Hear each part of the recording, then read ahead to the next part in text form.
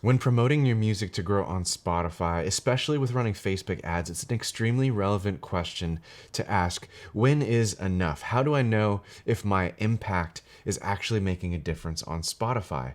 And there's a really great tool that I want to show you that reveals a metric that Spotify has created for us called the popularity score. So right now I'm on musicstacks.com and I have myself pulled up. I performed a search just by typing my name here. You would type your artist name, hit enter, and then you can find yourself in the search results. So I clicked myself, and right here you can see that there is a popularity percentage. Well, this popularity score is taken directly from the Spotify API, and this awesome tool, musicstacks.com, makes it easy for us to easily check these numbers. And not only that, we can also check the popularity score for our tracks called the track popularity. So already in some other tabs, I brought up my song Home, and then in another tab, I have my song Broken. And if I scroll down just a bit, you'll see right here, there is a track popularity along with a bunch of other very useful metadata that musicstacks.com conveniently puts in graphical form for us. Once again, all of this is taken directly from the Spotify API. So this is the exact data that Spotify uses to analyze our songs. And it especially comes into play when it comes to triggering an algorithm and getting on an algorithmic playlist. So now that you know how to actually look up your Spotify popularity as an artist and then also on the track level, what does it actually mean? Well, the popularity score is a summary of all of the important metrics that Spotify is keeping track of in your Spotify for Artists portal, such as followers, your audience engagement metrics such as streams per listener, the number of saves and playlist ads you're getting, and also there are metrics that are not even shown in Spotify for Artists that are hidden from us that Spotify does take into account for your popularity score, such as the skip rate and the average percentage that listeners complete your song. And if those metrics are bad, those hidden metrics, then that's going to reflect in your popularity score as well. But thankfully, Spotify has conveniently summarized all of those metrics, shown and unshown, known and unknown, in this one number: popularity. So when you're promoting, keep an eye on the popularity percentage of this song, whether you're using Facebook ads or any other marketing tactic, such as playlist promotion or even organic methods. It all comes into play and is summarized in this popularity percentage. So why do we analyze a song's performance at all? Isn't it good that we're just growing? And yes, it is good if your promotion is working and you are growing as an artist. But there is an added benefit with Spotify because of algorithmic playlists. If you can trigger an algorithm, you're basically going to get free exposure and free streams. An example of this would be the radio algorithm, which I got my 3 songs on and received almost 80,000 free streams from that algorithm alone. And the radio algorithm is auto-generated per listener, and that's why we call it an algorithmic playlist, because it's not a fixed group of songs. It's using the data to feed the right song to the right listener. And another example of that is Discover Weekly.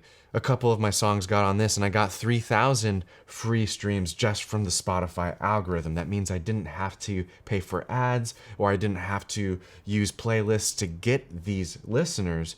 Spotify gave me these listeners because of the traction that these songs are getting with great advertising. And what I'm discovering is that if you get a song's popularity score to a certain level within a certain time frame, then you have a higher chance of triggering an algorithm. Now, it's not guaranteed, but it is something to shoot for when you're marketing. And that's why we care about things like the song popularity and your artist popularity overall. So what are the real world examples? Well, if I was your manager and I wanted to maximize every release and the marketing potential for every song, I would start out with the first 7 days. In the first 7 days, you would want to maximize the exposure to your song as much as possible by leveraging your mailing list, any pre-save campaigns that can get quick likes and saves of your song, and getting as many listeners as possible that are going to listen all the way through to your track and hopefully explore the rest of your catalog.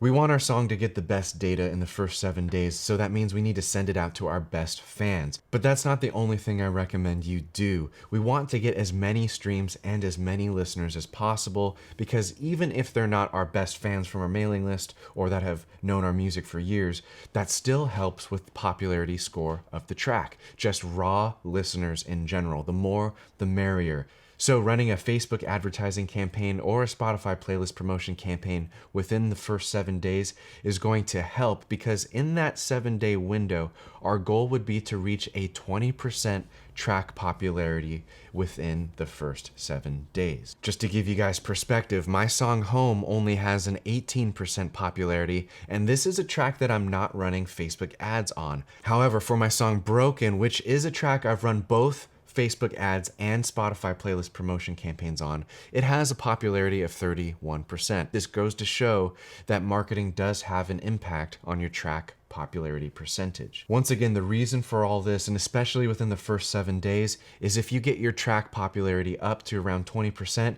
you will hopefully get a nice push with Release Radar, one of the algorithmic playlists. Now, let's say that 7 days goes by and you don't hit that benchmark. That's okay. And actually, I just want to say that not every song is geared to actually reach this kind of popularity in such a short amount of time. It depends on a lot of musical factors that really are not worth sacrificing. For example, the speed of the song, whether it's a ballad or maybe a deeper cut rather than a single.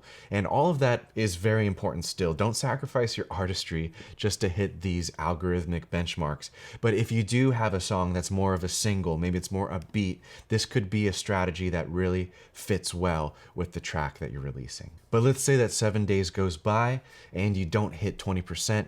There still is hope, because even after the first 7-day window where you could trigger Release Radar, if your song ages out and it's not considered a new release anymore, there's still the chance of hitting the radio algorithm if your track popularity is over 20%. And that's something that I've done on even older songs, where a song I've released months or multiple months in the past eventually went on to hit the radio algorithm and get tens of thousands of streams. So that's a great thing, because you can always shoot for the moon and land among the stars, so the saying goes. So even if you don't get any algorithmic traction within the first 7 days, there is always a possibility of triggering the radio algorithm in the future. All right, so what's the next step? What's the next level of hitting the algorithm? I've mentioned the radio algorithm and Release Radar and hitting a 20% track popularity. Well, the next goal would be triggering Discover Weekly, and this is a harder algorithm to trigger. You can just tell by the number of streams I was able to get that my songs are not triggering this algorithm as often.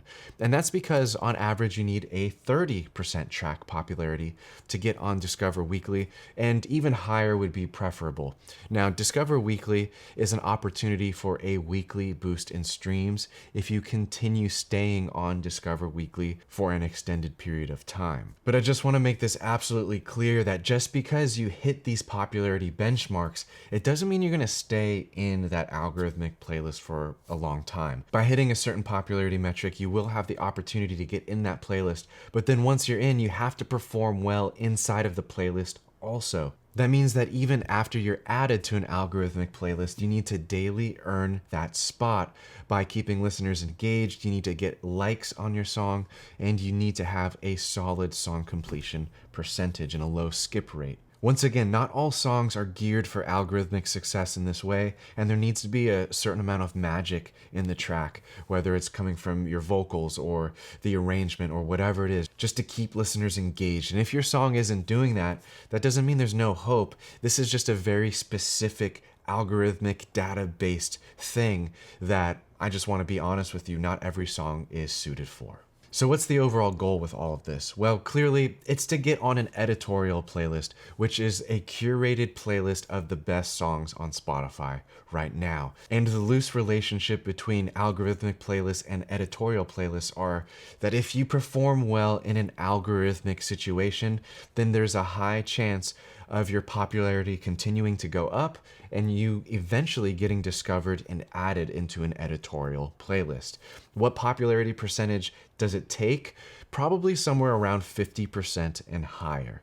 So that's the overall marketing goal on Spotify. The Spotify popularity percentage is how we measure and keep track of our marketing impact, as well as the overall growth of our brand on Spotify.